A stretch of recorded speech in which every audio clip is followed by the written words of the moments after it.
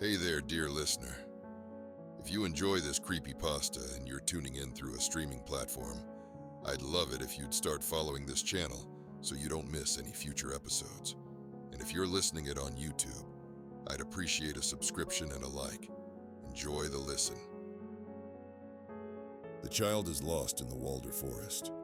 Don't go there. It's taken me over 20 years to talk about this. I don't know why now, of all times, I'm feeling the urge to get all of this out. But here it is. I won't lie, I've got some liquor in my veins. I'll have even more by the time I finish saying my piece.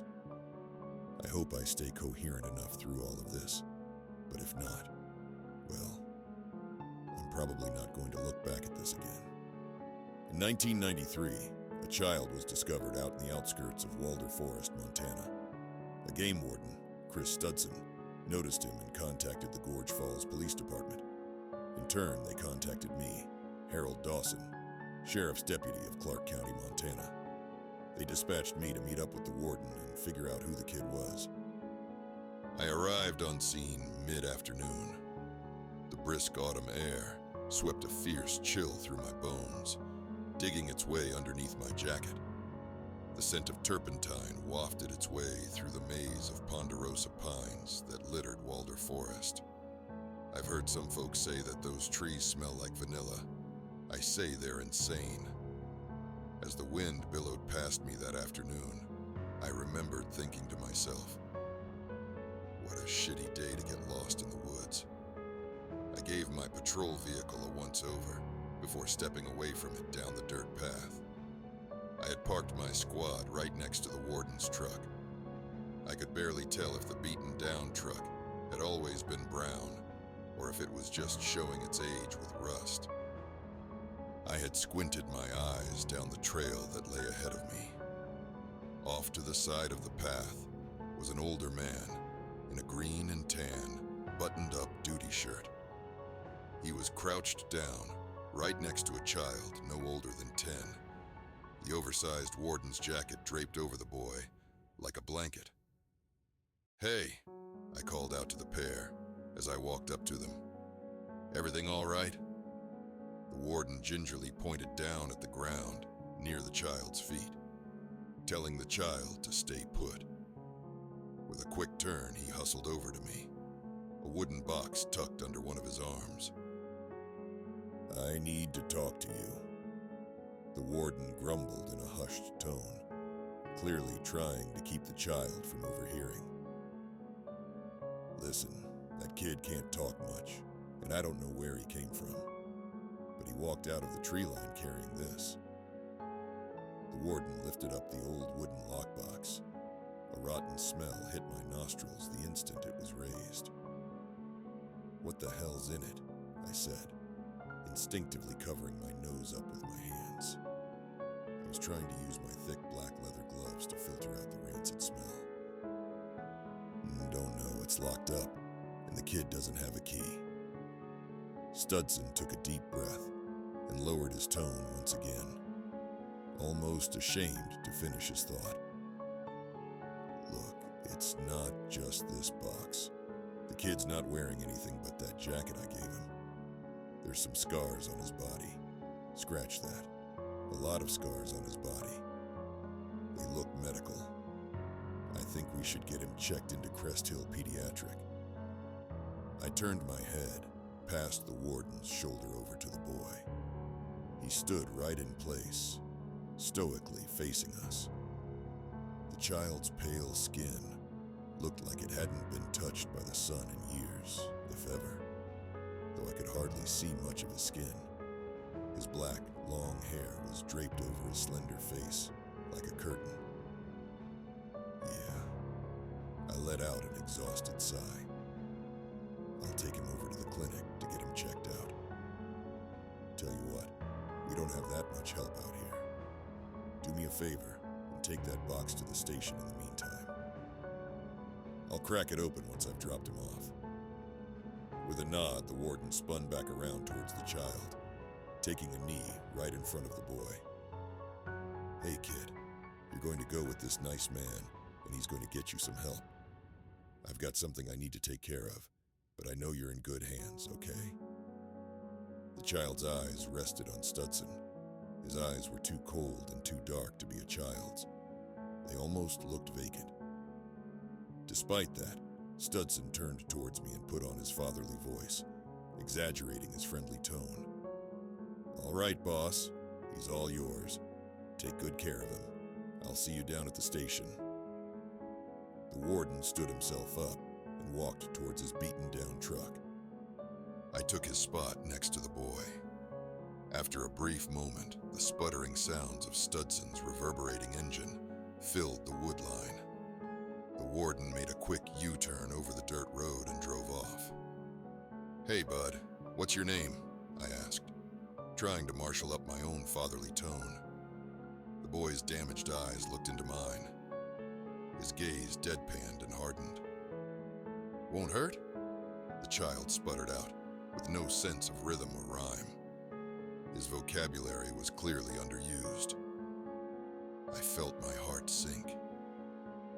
I raised one of my hands to place on the boy's shoulders, but his body quickly stiffened at my movement. I put my hand back down to my knee. Did someone hurt you?" I asked, in the calmest voice I could muster. "This'll hurt," the boy said. His tone glazed over as he trailed his hand down his sternum and stomach. I watched his movements with concern. I couldn't help but have my mind wander back to what the warden had said about his scars. "I'm sorry, kid. I just need a quick look." I raised my hand back up to the child and peeled back the warden's coat. Surgical scars lined the child's sternum and stretched further down to checkerboard the boy's stomach. Some were old and faded. Others looked newer and fresher. The most recent couldn't have been more than a month old. Jesus. I felt my voice fade off. Never in my life had seeing something on a call affected me quite like seeing what was done to that boy. I covered the boy back up in the jacket and stood, this time with a softened touch. I rested my hand on the boy's shoulder and softly pushed him towards my vehicle. "We'll get you checked out, bud," I whispered to the child as I strapped him in. I've had other kids in the back of my vehicle before, usually for shows and job events. They were always looking around and fiddling with everything, but not him. He didn't look around the police car like a normal child might. He was broken. Cop aside, I was a father, and I knew he wasn't in the right headspace. A nearly silent drive took us over to the Crest Hill Pediatric Clinic. I carried him inside and let the nurses take him into one of their rooms. I gave them my card and told them to contact me specifically if they learn anything about the boy. That included his health, though that was only partially for my investigation. I was praying that the kid was going to be okay. I was certain that this wasn't just a case of a lost child. If it turned out that it was just some irresponsible or abusive parents, then it would take hell and high water to keep me from dealing with his caretakers personally. Shortly after returning to my squad, I drove over to the small Clark County Sheriff's Department and stepped my way inside. Normally, you'd walk in and you'd only smell the musk from the aged wooden walls, but that day, the only thing that struck my nostrils was the smell of that rotting box.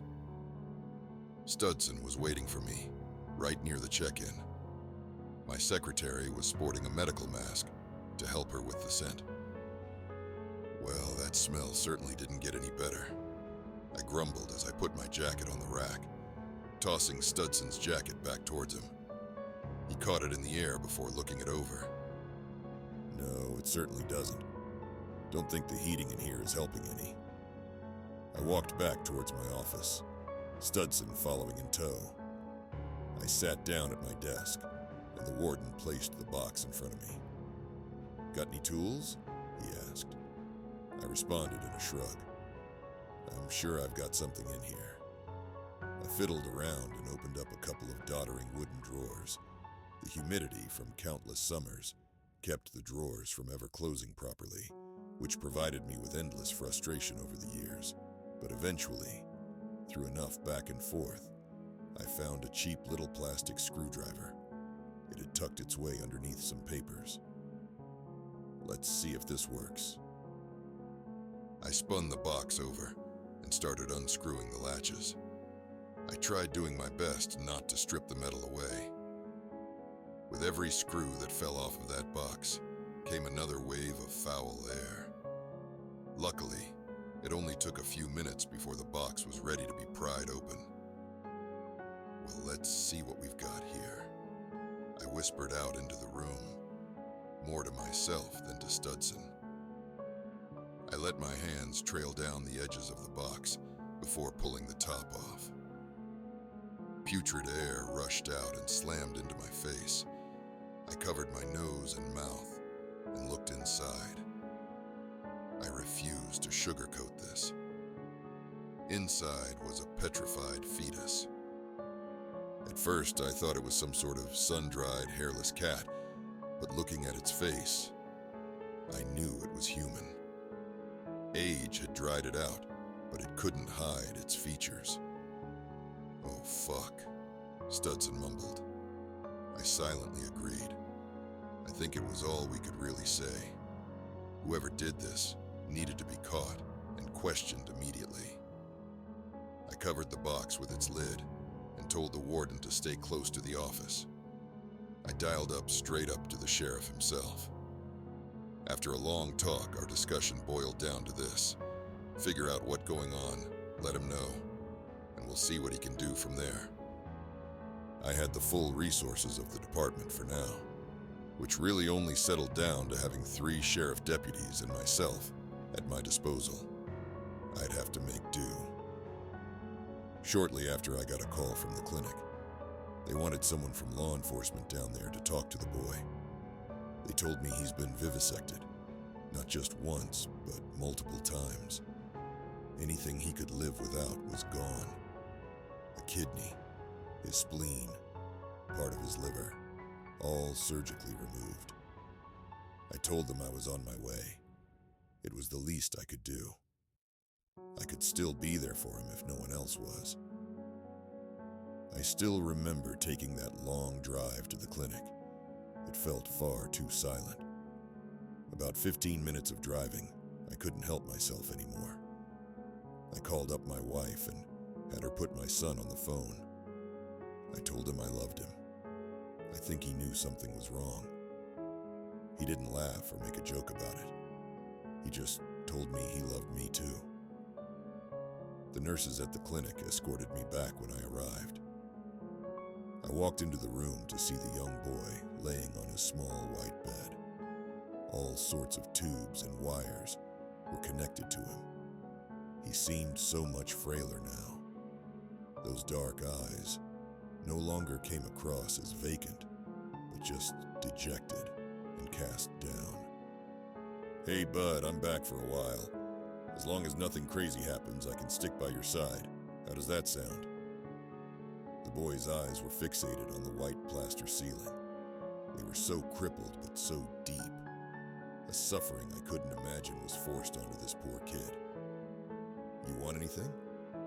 I was told you can't get food until all your labs come back, but water, crayons, anything like that?"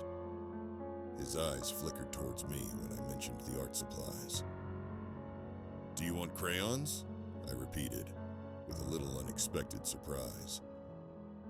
His head lifted off the bed and aimed towards me, his lower jaw trembling.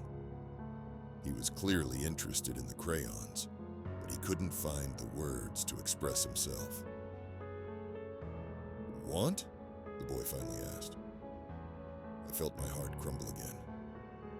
He didn't know the word was to want something. He didn't know what want meant. "Yeah, I'll get crayons for you, buddy." I mustered up the biggest smile I could and walked out the room. The nurses were more than happy to give me some paper and crayons. They were surprised that he even spoke to me. I walked back into the room and and handed them to the boy. "Here you go. Feel free to draw whatever you want."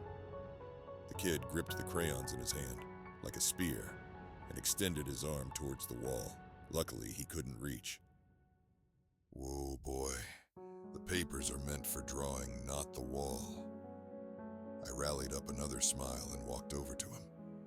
I placed his small hand in mine, slowly gliding his crayon towards the clean sheet of paper.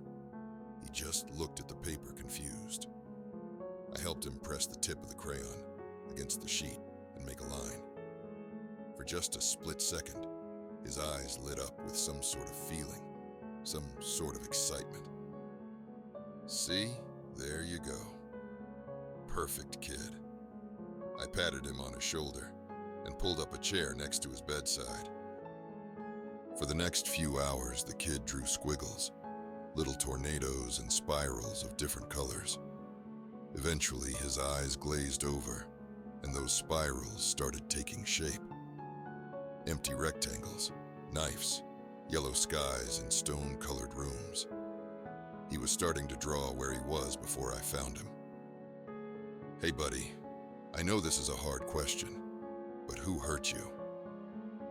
His hands stopped scribbling on the page, instead trailing his fingers back to his scars. "This'll hurt," he said softly, tears forming on the edges of his eyes. I think he was starting to finally understand that he wasn't in that concrete hell anymore. He could finally relax. "Can you draw the hurting man?" I asked, as I gently nudged his crayon with my finger. He looked down at it. He grabbed an empty sheet of paper and began drawing. The boy drew a woman with long, slicked-back black hair. There was no mouth, just a medical mask wrapped around her lower face. She had dark eyes and no discernible age. She could have been any long-haired woman on the streets. The boy cried, looking at the picture he drew. I snatched it out of his hands and wrapped the kid up in my arms, shushing him to calm his nerves. I heard him say a single word between his cries: "Mother." He eventually fell asleep in my arms. I stayed up that whole night with the boy. My wife didn't question it when I told her I wasn't coming home. I thank God for her. She has always been a blessing. That following morning, I sat in the chair in the boys' room. I managed to get a few more clues out of him, specifically that he came from somewhere in the woods and that he had walked the whole way down to the trail. That meant wherever he came from couldn't have been too far from that dirt path Studson found him on. I finally had something to go off of. I ended up waking the other deputies up and called them in for some overtime. It's something I always hated doing, but that's what you sign up for when you're in a small department. Once I explained that we were doing a search on behalf of a possibly abused child, they were all on board. No questions asked. Their names were Jackson Shaw, Louis Watts, and Dean Terry. Remember them, please. We started the search around 2 p.m. that day. The same scent of turpentine emanated around us as we readied ourselves for our search around our deputy vehicles. We were surrounded by towering ponderosas and wicked cold wind. Jackson and Louis had their trunks open. They each were putting up some extra ammo into a duty sack. They were bringing their Remingtons with them, just in case. The game plan was pretty simple. Jackson and myself would take the northeast sector, and Dean and Louis would take the northwest sector. We'd be in constant radio communication with 5-minute status checks. If we spotted anything, we'd wait for everyone to regroup before proceeding. While we were formed up in our little makeshift guard mount, we heard some tires come barreling down the road.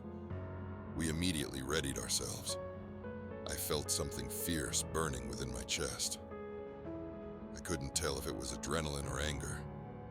All I knew is that if I saw an ounce of black hair sticking out of that vehicle, I would have personally taken up a court case. But it wasn't any one of the sort. Kicking up a major pile of dirt behind it was an old game warden truck. A big, weathered hand had stuck itself out of the window and outstretched its fingers into a big wave.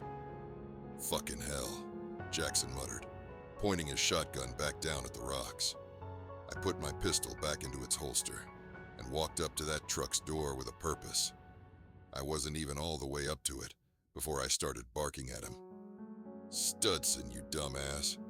What are you doing out here? Oh." Studson opened up his rusted door and stepped out, pulling up his duty belt and clipping his holster onto it. "Well, I might have heard you all were going into these woods looking for some bad folk. Just so happen that I'm out here looking for a rabid wolf. Crazy how these things work out. But since I'm here, might as well team up together." He turned to face me with a look that clearly said I didn't have a choice in the matter. Studson was a good man. If I didn't know I could trust him to handle his own, I would have sent him home. But I didn't. Instead, I nodded. "Yeah, crazy how the world works. Couldn't agree more, though. Studson, come with me and Jackson. We'll keep an eye out for that wolf while we're out there." Without even a smile between us, we both returned to the group. "No chances out there. The sheriff said if we find anything, we report it back to him, and he'll bring out some extra reinforcements. We've got the kid in the hospital safe. We don't need to lose anyone from being dumb out there." With a deep breath, I continued. "All right, let's get this started. Jackson, Studson, let's head out." With that, our two groups broke away from our vehicles. We headed up to the northeast like we planned. Like clockwork, our watches would beep every 5 minutes, and we'd radio ourselves in. We gave ourselves until sunset to regroup back at the squads. Unfortunately, only after a few hours, the sun had already started setting and nothing turned up. We swung back around towards our vehicles. It wasn't too much longer after making a U-turn in that forest that we got a broadcast over the radio. It was Dean. He only whispered into his mic. We could barely hear him through the static. "Dawson, it's Dean. I don't know where Louis went. He was right behind me not even a minute ago. I think..." Click. End of transmission. I immediately tried radioing back. "Dean, where are you? You think you could wave around your flashlight for a while until we find you?" I held up the mic to my ear, just in case we only got whispering back again. But we didn't even get that. "Well, boss, what do you want to do?" Studson asked. His big hand held onto his pistol grip, the hood of his holster down. He clearly knew what he wanted to do. "We could take the gamble that there's some interference around here and head back to the squads. But if I'm being honest, I didn't like how that conversation went." "Yeah, I'm with you on that one." Jackson chimed in. He was scanning the now darkening forest, white knuckling a shotgun. "Sounds like we've made up our minds then." We all looked at each other and shared the same agreeable nod. "Weapons drawn. Don't fire unless you know what you're shooting at. Jackson be point. Studson and I will be behind you. Make sure we see each other, all right?" I looked towards the warden, who nodded. We formed into a tight triangle and slowly made our way west. After about 30 minutes, Walder Forest fell into complete darkness. We flipped on our spotlights to illuminate the area around us, but that only went so far. Every 5 feet was a tree obscuring our light and casting dancing shadows around us. I couldn't help but feel like we were being watched. To this day, I don't know if we were or not. "I see a light up ahead," Jackson whispered out. He let his pace fall by a few seconds so we could see what he was looking at. Sure enough, there was a strong beam of light shooting its way up at a tree trunk about 30 yards from us. "We pressing forward?" the deputy at our point asked, while he re-gripped his hands around the shotgun's frame. Despite the bitter fall weather, We all found ourselves with a cold sweat burrowing into our clothes. I tapped Jackson on the back to let him know we were still behind him. He swallowed some spit and pressed on. We couldn't have been more than 10 yards away by the time we noticed the spotlight was dangling off of a bush. It was the same make and model as ours. We knew it came from one of our units. "Hey, Studson, you good at tracking?" I could feel the cold air hit my throat with every word. "Yeah, I've got some experience. Cover me and I'll look." I nodded and tapped Jackson back on his shoulder. We formed a two-man ring around Studson as he looked over the area. It didn't take long for him to spout off some information. "There's a lot of blood. Still wet but cold. It's on the spotlight too. Looks like some drag marks are going through the brush over there." He lifted his spotlight and I risked a glance. Sure enough, there was upturned dirt and broken branches going straight through the bushes. This whole situation just changed. "Studson, I suppose that wolf you mentioned earlier didn't happen to actually exist, did it?" Studson shook his head. "Didn't think so. Give me a second." I grabbed my radio and switched frequencies back to the department dispatch. "Mary, it's Dawson. Call up the sheriff and tell him we possibly have 2 officers down northwest of our vehicles on Access Road B, Walder Woods. We'll need medical on the way." There was silence. I felt my heart start pounding. A few seconds later, I finally got a reply. "Understood. Dispatching medical and routing up the chain. I'll have medical wait by your vehicles for you." Her tone was professional, but I knew this was hitting her just as hard as us. We just didn't have time to worry yet. "Thank you, Mary." I let go of my radio. Instinctively, Jackson got back in front of us. We reformed into our formation. Jackson's face told me everything I needed to know. His adrenaline was spiked. His pupils damn near glowed. We pressed forward. Studson occasionally gave out directions to Jackson. I kept looking out in the tree line, seeing things that weren't there. Shadows dancing around from our lights, looking like creatures from nightmares. But we weren't chasing ghosts. I knew that. Somewhere in those woods was a woman with long black hair that I needed to find. I had a hunch she'd be around my missing deputies. Jackson stopped quick. I nearly bumped into his back. The sound of silence clogged our ears worse than any broken old motor could.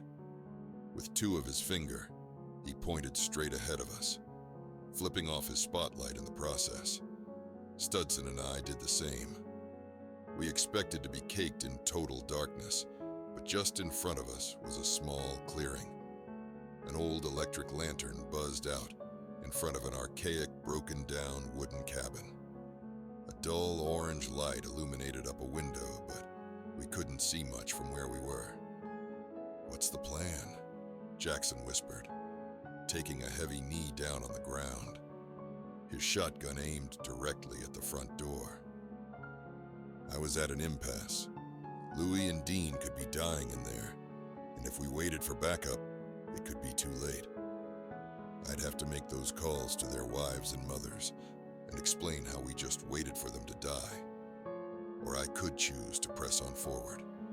That'd put us at risk for 1, 2, or even all of us dying. My choice was made for me when I heard Dean yelp out from inside. We were pressing forward. "Jackson, take us to that window. We need to see what's inside. Studson, stick close. Look for anything out of the ordinary. Could be traps. Looks like an old hunting cabin." They both nodded, their gazes affixed to the home in the clearing. It didn't take long for Studson to grab onto Jackson and yank him back. We were walking in darkness, no flashlights, but somehow Studson still noticed the wire sticking out of the ground. We followed the thin metal line with our eyes and saw it connected to razor wire, a man-sized snare. Jackson just shook his head and gritted his teeth. I could feel the tension spike. Studson tapped Jackson's elbow and nodded off towards another path. We followed. It took us straight up to the window. Kneeling down next to it, we listened. We could hear muffled voices coming from inside. One clearly feminine, high-pitched and off-putting. The other, a man's, beat down and slow. The woman spoke first. "You're a grown man. Learn to have some impulse control. Now sit in the chair before you ruin another one." We heard a hefty stomp on the wooden floorboards inside the cabin. "Don't give me that attitude. You know you need help with your moods." A deep grunt exhaled from the other side of the window. Loud, creaking footsteps walked straight up to the far side of the cabin. I fiddled in my uniform, looking for something I could use to see inside. My hands met with my badge. Fuck it, I thought. Worth a try. I unpinned the polished silver badge from my chest and lifted it up to the window. A small reflection showed me something I wasn't expecting. A burly man, clad in dirty denim overalls, had strapped himself into a thick wooden chair. His face was badly burnt on either side of his temples, and jutting out of them was what looked like little metal screws. He rocked back and forth in his chair, with more and more aggression, as a slender silhouette walked beside him. He flexed his neck muscles and craned his charred head away from the figure. The shadowy outline of the woman finally stepped into view. A woman with long black hair, wearing a dull blue surgical mask. Her outfit consisting of a ripped and frayed nurse's uniform. A mockery of the nurses I left back at the clinic. She reached over to a desk near the man and pulled out two long black and red cords. They were affixed to a small black box on the desk. She softly hushed to the man, who slowly stopped rocking in the chair. Once he was calm, the woman leaned over the hulking mass of meat. She placed the black cord's metal end caps to the metal strips that were sticking out of the man's temples. He immediately screamed as smoke pooled around his head. His body was jerking furiously, and his muscles were tightening and spasming. A thick white foam formed at the edges of his mouth.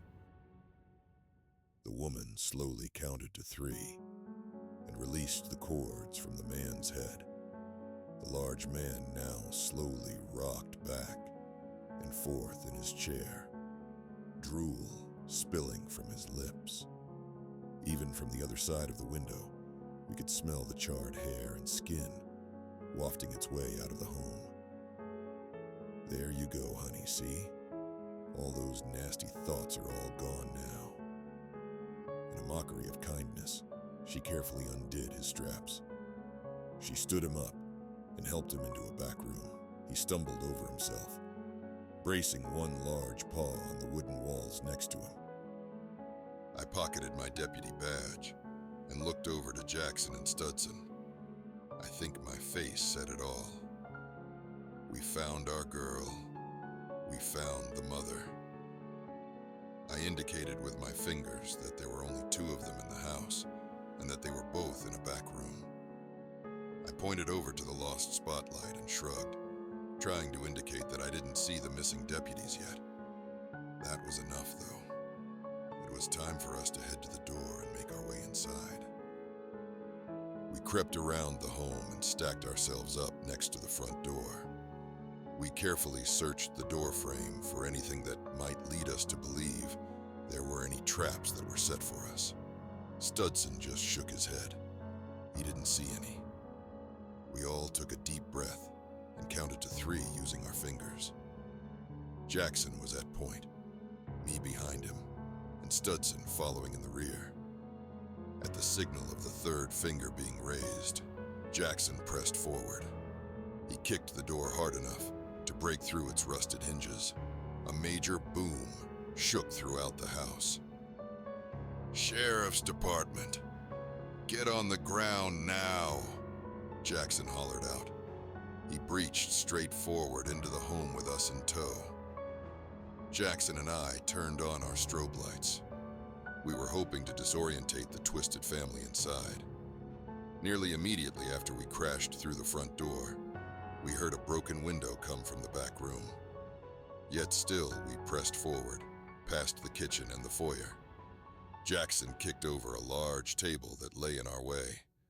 Old magazines, coffee grounds, and plates lurched forward and littered the floor.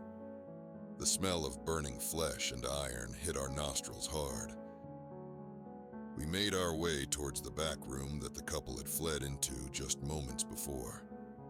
But just as we crossed the threshold, we were stopped in our place by the black-haired woman. "Officers, please, stop! Don't hurt us!" She cried out to us, with her arms outstretched. Tears were streaming down her face. "Please, we didn't do anything wrong!" Her chest heaved as she took in long sobs, her small body lurching up and down from her deep breaths. I gave her no more than a second's thought. I kicked Studson's shoe to signal that I needed some help. Jackson held back to provide overwatch for our arrest. Studson and I quickly rushed the woman, and the second we touched her, she yelped out, "You're hurting me! Why are you doing this?" I kicked her feet out from under her. She slammed on the ground, her breath taken away immediately. For a second, there was silence, until we heard Jackson's Remington drop. We looked up to see Jackson standing completely still, arms draped down at his side, the only movements being a few twitches from his feet. His eyes started turning red and bloodshot as he looked down at us, blood pooling around them. The burned man had jabbed a hunting knife straight through the back of Jackson's skull. I dropped my handcuffs and reached for my pistol. I aimed it up towards the man, but that freak used Jackson as a shield. He kicked the shotgun behind the corner of the room and out of our sight. I screamed at him to drop his weapon, just so I could take my shot. Instead, the big man darted right around the corner, chasing the shotgun. He had let Jackson's body drop straight to the ground. Studson immediately jumped up and took off after the man. I yelled out for him to stop, but Studson was seeing red.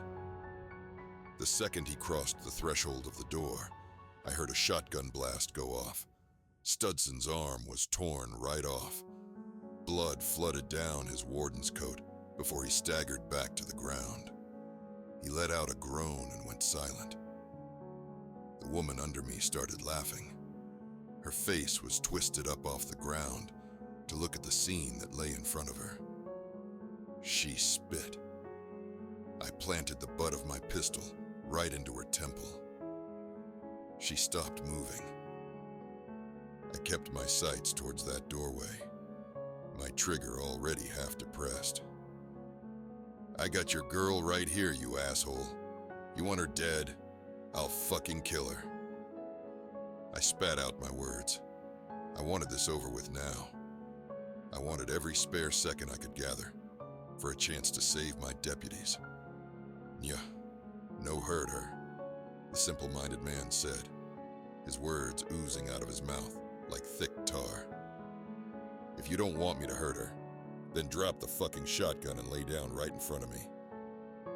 Yeah, no hurt her. With that, I heard a clacking of metal on ground. The tip of Jackson's Remington poked its way around the corner of the doorway and found itself resting on the floor. The big man walked in front of the threshold with his arms up. I shot that big fucking guy right between the eyes, and he dropped like a sack of rocks. I didn't have time to deal with him. I had deputies down. And guess what? I still see his dumb fucking face every time I close my eyes. Was he a good man in a bad situation? I don't know. I don't. But I had a choice to make, and I made it. I quickly holstered my pistol and grabbed my handcuffs back from the floor. I placed one loop around the woman's thin wrist and the other around her ankle. I moved myself over towards Jackson and took his handcuffs off from his belt. I then did the same to the other half of the woman's body. She was the only one that deserved something worse than death, and I was going to bring that to her. I left her on the floor, unconscious but breathing. I could finally check up on my partners. I ran back towards Studson and Jackson. Jackson was gone. His skin had already turned yellow like plastic. I'd been to enough calls I knew what death looked like. But Studson, fucking Studson, he was holding on to that stump of his with all his might. His skin was pale, but by God, he was still sweating and swearing. I ripped off his belt and tied it right above his wound. The blood stopped. He turned to me and smiled. I begged him to stay awake, and he nodded as best he could. I rushed over to the back room. It was a badly crumbling bedroom. I found a trap door near the bed frame that led down into a basement.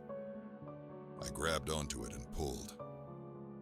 I got lucky when it opened. I wasn't thinking. If it was trapped, well, I wouldn't be writing this. I flicked on my steady light and aimed it down. Nothing but a small concrete box, but off in the corner was a crumpled up deputy. Dean. As soon as the light hit his face, he raised up a hand to shield his eyes. He was alive. "Can you walk?" I called out to him, my voice echoing off the smooth concrete walls. I got gutted pretty good. I think if I stand. He stopped mid-sentence. I understood what he was about to say. I think he just didn't want to admit it yet. I ran through my options. No medical crew is going to come inside of a trapped home, and I have a downed deputy, a downed warden, and a prisoner. Two of which won't last very long. Not to mention a missing deputy still somewhere out in the woods. I banged my fist against my head, trying to fight out my indecision. I flipped my mic back to the dispatcher. "Mary, it's Dawson. I've got Dean and Studson both with me. They're both bleeding pretty bad. Get the sheriff to send those reinforcements out to my location. I'm about 15 minutes northwest of the vehicles. I'm in a cabin. I'm going to have to drag them out for medical. Make sure the crews bring everything they've got. Dean isn't looking so good. Tell whatever officers are down by the vehicles to come up here ASAP and help me with the transport. Tell them to watch their step. There are traps outside." Understood. Rerouting medical and redirecting Gorge Falls PD. Any update on Louis? Negative. He's still missing. We'll continue the search after I get these two men help. I took a deep breath and looked around the bloodied old cabin. I did my best to take it all in and calm my heart rate. With a bit of a heave, I dragged the woman closer to the trapdoor. She was still slumped over, with a big bloody red welt on her temple. I slid down the wall and sat down. "Hey, Dean, you good?" Still breathing. His voice was labored, but okay. "Studson, how about you?" "Well, I hear you hollering at me." His voice was quiet, groaned. He was in worse shape than he first let on. "I want status checks every 10 seconds. If you stop talking to me, I'll kick your ass back to life." And so the night went on. For 15 minutes, I didn't know if I'd lose my deputies. Both of them even went quiet during that last minute. I had to take a risk and leave the woman to physically snap them back into this world. But they made it. We got them on stretchers and took them out of the woods as soon as we could. Like I thought, Jackson was long gone before help arrived. I still haven't thrown out his locker that's in the department. His wife couldn't bear to look through it. Maybe his son will want to crack it open one day. meantime, I'll keep the locker just the way it is. Louis's body was found about an hour later, after reinforcements arrived. Blunt force damage to his head. That's what took him out. That's what keeps me from losing my mind about shooting that big man. He took 2 of ours, and I only took 1 of his. As for the boy back at the clinic, well, he started getting better. It was touch and go for a while, but local word got out, and he found some donors willing to help him get back to stable health. Missing 1 or 2 organs, no big deal, but when you're stripped down to factory settings, things get more complicated. Oh, and Studson ended up adopting him, named him Miles. Him and his daughters got along great. It took a while, but Studson is a good and patient man, and Miles ended up turning around eventually. Dean was patched up and came into work the second he could. I think losing both Jackson and Louis hurt us both. We needed this job to keep us going. We both feel a lot of blame for that night. I'm just glad we were both there for each other during those dark nights when those bad thoughts ended up creeping in on us. As for that black-haired woman, her name is Josephine Adams. She had a miscarriage about 10 years prior to the night of her arrest. Her husband's mind snapped. He tried killing himself. She instead cured him by shocking the man into mental degradation. Mrs. Adams had Miles just to try to find a way to bring her firstborn back. She had a child right in front of her, and she abused him like a lab rat. Yet in court, she emphatically stated that she was the only sane one in her family. She was declared medically incompetent by the court. She was sent to a criminal psychiatric ward for the rest of her life. Don't let anyone tell you any different. Those wards are no better than prison. To be honest, I was just happy to have a chance to testify against her. I brought Jackson's and Louis's badges with me. I thought they'd want to be there for it. Anyway, that's about it for my reminiscing. Miles and my son Tucker are both graduating college at the end of the year. I'm proud of them both. Dean, Studson, and I are having a little celebration party later this month. I guess life moves on. I really hope that one day I can too.